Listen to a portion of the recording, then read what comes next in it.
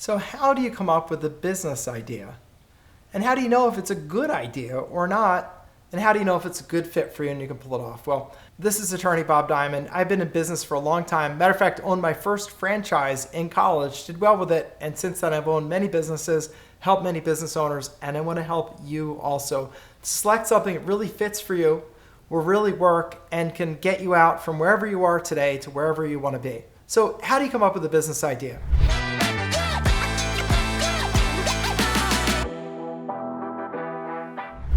Start close to home. And what I mean with that is start thinking about what you know in life and what you could do that would make your life easier, that you wish there were someone that would do it for you, that you really need and you'd be willing to pay someone for. And then if you find something like that, then think, are there other people that are in a similar situation?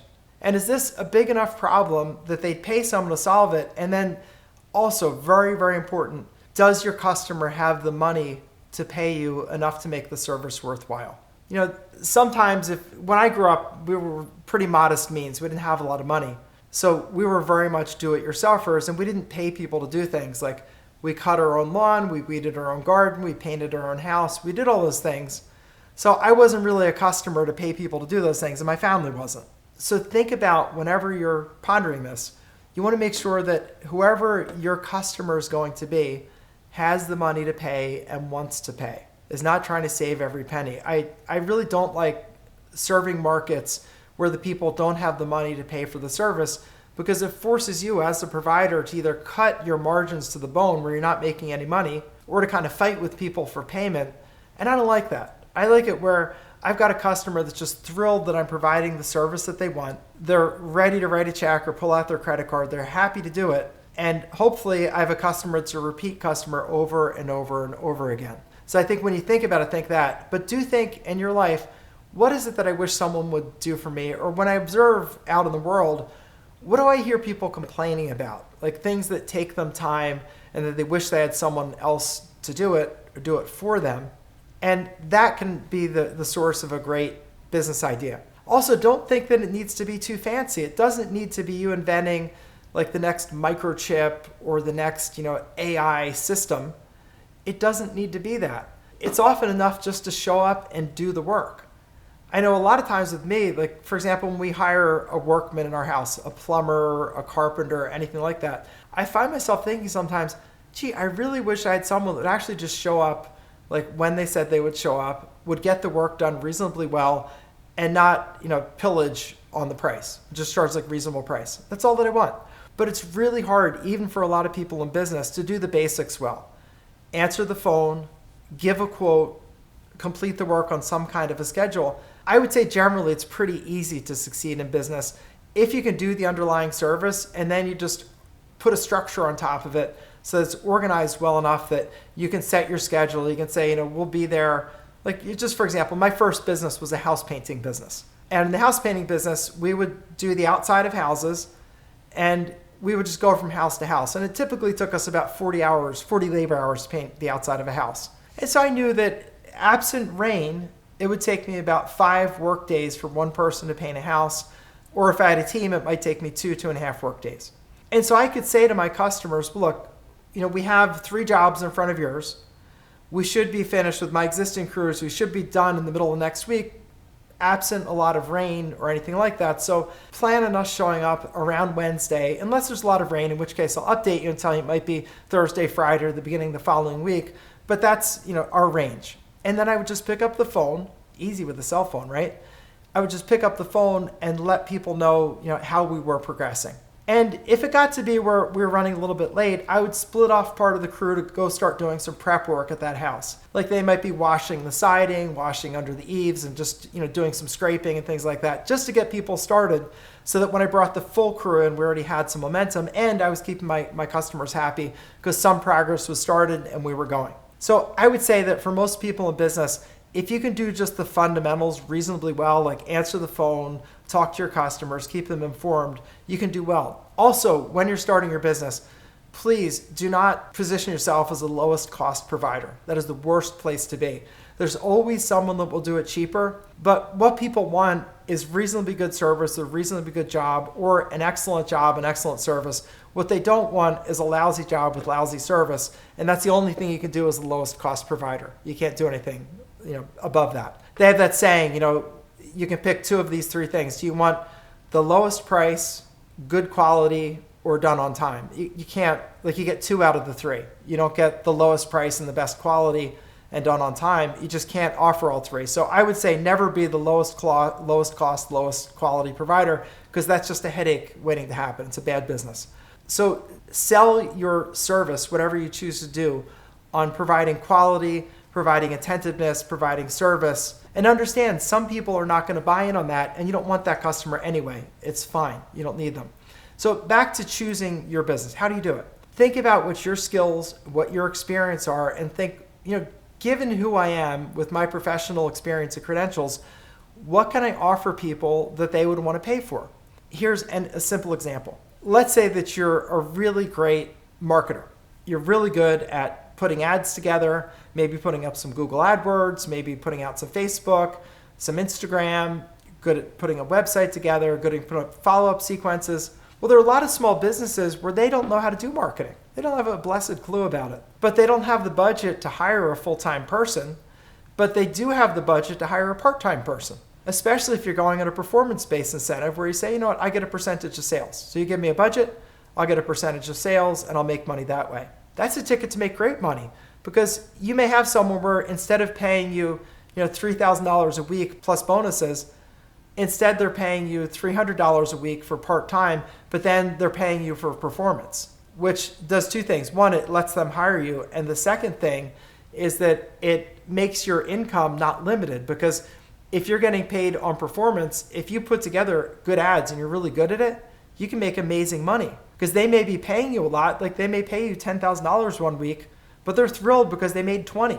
How many more weeks can we do this together? Because I'm making twice what I paid you. And that's the key to making really great money. But when you think about your business idea, don't go too far afield, like something that you completely know nothing about, have no contacts in, don't have any idea. That's just called pie in the sky thinking. The only way that works is if you have a partner who really knows the way to do that business and can handle that part of it. And then you could do the other parts that are more generic, like organizing and things like that. But don't try to stretch so much where you're doing something you don't know about. You're like, I know AI is big. I'm going to program an AI system, but you've never programmed any computer thing in your life.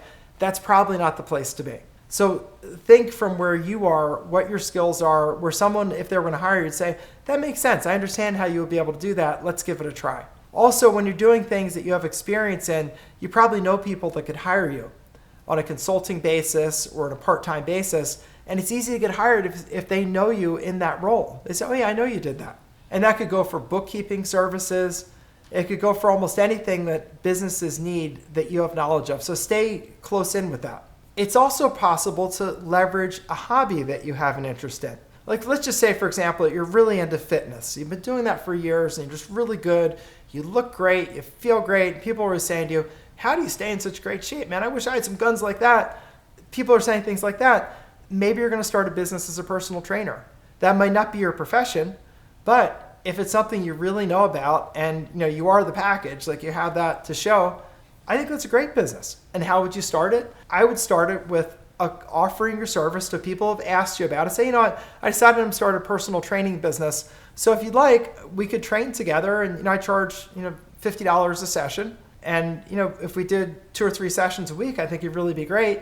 So what do you think? Something you could very easily fit on the side, because you say to them, hey, I can meet you at 5 in the morning on weekdays, or I can meet you in the evenings after work, or we can do this on weekends. And you could fit it outside your regular work life until you start building it up. And if you're really good, you'll get a following and you can make a great living with that. And if you wanted to expand that into a big business, you would start building SOPs, which are standard operating procedures.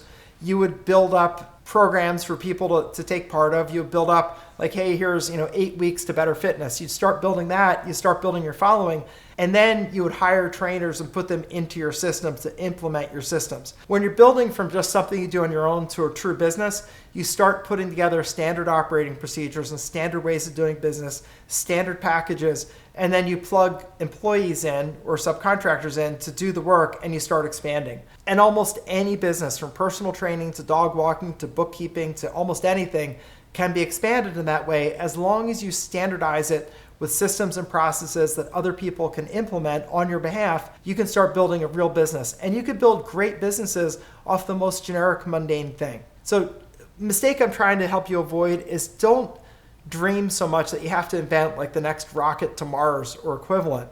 Think about things that you know that you're credible in, that maybe you're passionate about, and think about building on top of that. Because if you're truly like, you just love being in the gym, you love fitness, you love helping people feel better and look better, you'll be thrilled to go to work every day. It'll barely seem like work because it just seems like a joyous thing to do. And I think that's the way that you can have a great business, and business ideas, when you start thinking about it this way, will naturally occur to you and they'll resonate with you. And things that resonate with you that are truly something you have expertise in are easy to sell to other people. Just make sure you actually have good customers that can afford to pay you, that want to pay you. Like there are people, like I'm a good example. I do not want to figure out a fitness and exercise program. I don't want to figure out a diet regimen. I don't want to figure out supplements, but I do all those things. And I hire people to help me with them because I don't want to spend the time becoming an expert. Instead, I just want the fastest, easiest route to success, which is relying on someone who truly has expertise. And you want customers like me that just say, no, I don't want to learn this. I can write a check or give you my credit card. Just show me what to do and keep my life simple. That's a great customer. And it's someone to think about that you want to be your customer. Someone who just is looking for someone that they can pay to help them make it simpler and get to the success faster. Because for me, the more time I can spend in my business, the more money I can make. And I make far more money in my business than I could ever save being a do-it-yourself or figuring other things out. So think about that in your business. And the last thing is when you promote your business, you may want to do things like I'm doing, like YouTube videos where you show off your expertise. So very easy to produce. You can pick up your cell phone and do it if you want to. It doesn't have to be totally professionally produced. Just put really good content out there. Content that really helps people and helps them say, wow, that's a smart man or woman. I could learn something from them, or I'm sure they'd be a good provider. So start doing those. And also think about doing a book. A book makes you an expert. It's like insta-expert, instant credibility. And there are lots of ways to do that these days, leveraging AI to help you actually produce it. It's your ideas, so you may do recordings, and then AI converts it into a book. There are services like Bestseller Blueprint that do that for you. Very good. ChatGPT can do a lot for you. That's probably video for another time. But a book positions you as a true expert, and it can be nothing more complicated than putting it up on Amazon and having people buy it and get reviews. Like you may give free copies to your friends and say, hey, could you do this and give me an honest assessment of it? Buy it on Amazon, give an honest assessment. And if it truly is a good product, it'll start taking on a life of its own. You become a little celebrity within that niche and you can do great. And I also want to say this is within reach. Don't let your friends who've never had a business of their own discourage you. Don't let your family discourage you. If you have a passion for this, go for it. Just stay close to home with things that you have some knowledge of and you can actually add value and you can make great money. And remember, charge enough so that it's worth your while, because otherwise one cheap customer begets another cheap customer, begets another cheap customer. It's not good. One customer paying you good money begets another paying good money, begets another paying good money. And pretty soon you have an amazing business where you can just step out of whatever you're doing now to make money, do this, have a business you're passionate about and that you love, and be really successful. So wishing you all the best luck in the world. Hope this is helpful. If you like it, give it a thumbs up and watch my channel for more. If you didn't like it, give me a comment down below and maybe I'll do better next time. So thanks for being here and I'll see you next time.